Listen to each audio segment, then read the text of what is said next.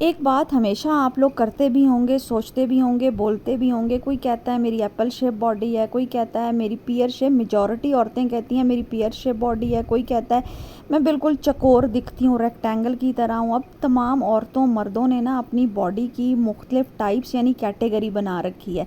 मसला body types का, shapes का नहीं है, मसला ये है कि वेट डिस्ट्रीब्यूशन का मसला है। जो औरतों मर्दों ने जिस्म के कुछ मखसूस हिस्सों में कुछ ख़ास वज़न उठा के रखा हुआ है। 20, 30, 40 साल में औरतों में हार्मोनल तब्दीलियाँ जो हैं वो बहुत ज़्यादा ख़तरनाक हो जाती हैं और आपके सारे पुराने हरबे तरीके फ़ेल हो जाते हैं। आपका दिमाग बिल्कुल समझ नहीं पाता है कि ऐसा क्यों हो रहा है। ये हार्मोनल इम्बैलेंस है और उसको सही टारगेट करना होता है। मर्दों की बात करूं तो मर्दों ने कुछ मखसूस सूरतों में पूरे जिस्म पे भी वेट उठाया है, पर उनका ज़्यादातर पॉट बेली का इशू होता है। उनका गोल सा पेट निकला होता है। बाज़ औरतों के बाजू बहुत ज़्यादा बड़े होते हैं, बाज़ औरतों का पेट जो है वो सैगी होता है, वो नीचे से बिल्कुल नरम सा लटक रहा होता है। बाज़ औरतों की जो हैं वो हिप्स, थाइस काफ़ी बड़े होते हैं, ठीक है।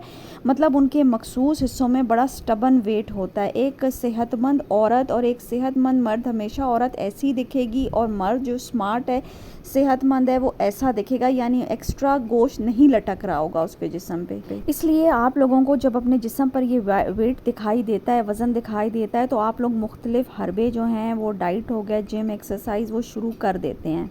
एक सेकंड के लिए आप लोग सोचें कि आप लोग जो इतनी मेहनत कर रहे हैं, इतना दिमाग लड़ा रहे हैं अपना वज़न कम करने के लिए, ख़ास तौर पे औरतों के लिए क्यों इतना मुश्किल हो गया है वेट कम करना? क्यों उनकी हर एफ़र्ट जो है वो बेकार जा रही है? क्यों उनका कोई तीर जो है मर्दों औरतों का निशाने पे नहीं लग रहा और सवाए थकन के आपके हाथ कुछ भी नहीं आ रहा है, ठीक है।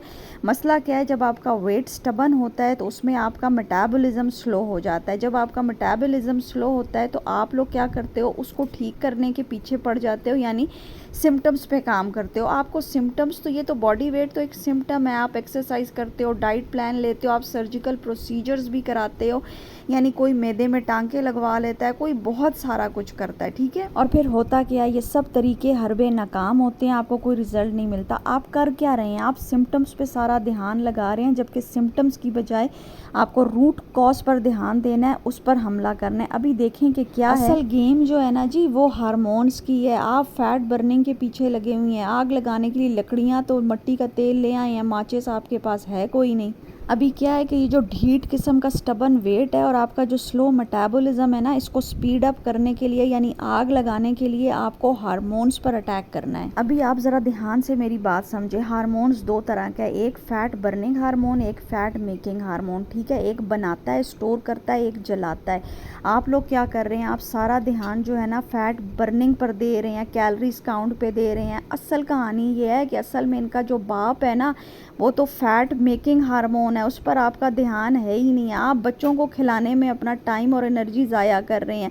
आप बाप को काबू करें, बच्चे खुद ब खुद वही करेंगे। यानी आप अपना सारा ध्यान फैट मेकिंग हार्मोन की तरफ डालें, ना कि फैट बर्निंग हार्मोन की तरफ। ये सारी हार्मोन्स की ख़राबी का मसला, जितनी मर्जी एक्सरसाइज डाइट कर लें, इससे कोई फ़र्क भी नहीं पड़ेगा। आपके पेट की और जिस्म की जो शक्ल यानी शेप है, बॉडी टाइप है, वो डिसाइड करती है कि आपको कौन सा हार्मोनल इशू है। मिसाल के तौर पे मर्दों का ये जो पॉट बेली होता है, गोल सा पेट लटक रहा होता है, ये बेसिकली लिवर का इशू है, ठीक है। औरतों का ये जो सैगी पेट होता है, बिल्कुल नीचे की तरफ लटक रहा होता है, ये बेसिकली बताता है कि आपका कॉर्टिज़ोल लेवल बहुत ज़्यादा हाई है। इसके अलावा ये जो औरतें एप्पल शेप बॉडी की बात करती हैं, ये इंसुलिन का मसला। इसी तरह जिन औरतों के हिप्स, थाइस और आर्म्स काफ़ी ज़्यादा बड़े होते हैं, वो एस्ट्रोजन का मसला। इसी तरह एक और बॉडी होती है जो पूरे जिस्म पे आपने वेट होल्ड किया होता है, आपकी हर जगह बहुत बड़ी होती है, वो थायराइड हार्मोन का मसला है। तो इसलिए आप हार्मोन्स पे तवज्जो दें, आप खाम में इधर उधर फैट बर्निंग के चक्रों में पड़े हैं।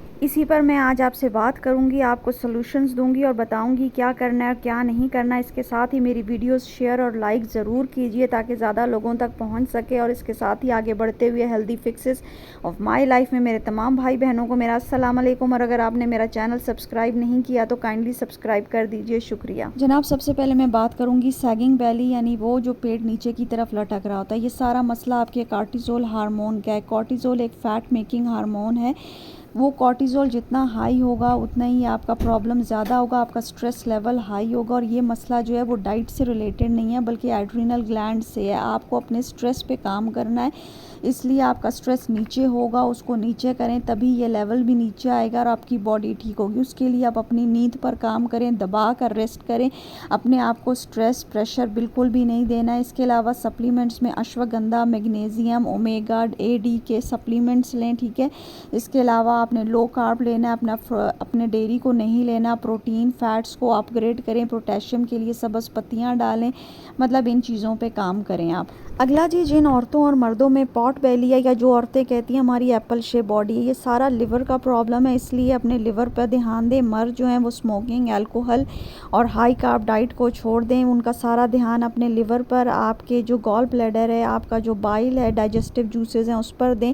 अगर आपका फैटी लिवर है तो स्लीवर टैबलेट इस्तेमाल करें और आम रूटीन में मिल्क थिसल, डैंडेलाइन, बाइल सॉल्ट्स और डाइजेस्टिव एंजाइम्स का इस्तेमाल करें। इसके अलावा जी, खाने में लो कार्ब हेल्दी कीटो करें और आपने शुगर और डेयरी और फ्रक्टोज जो है वो बिल्कुल ख़त्म करें, क्योंकि ये लिवर पर चिपक जाते हैं, एस्ट्रोजन बनाते हैं। कॉन्स्टिपेटेड आपने बिल्कुल नहीं रहना। इंसुलिन हार्मोन पे काम करें, क्योंकि ये एक हीरो हार्मोन है, ये जैसे ही ज़्यादा होगा, हाई होगा, आपको बेपना या डायबिटीज़ हर चीज़ में ले जाएगा, एस्ट्रोजन बनाएगा, ठीक है।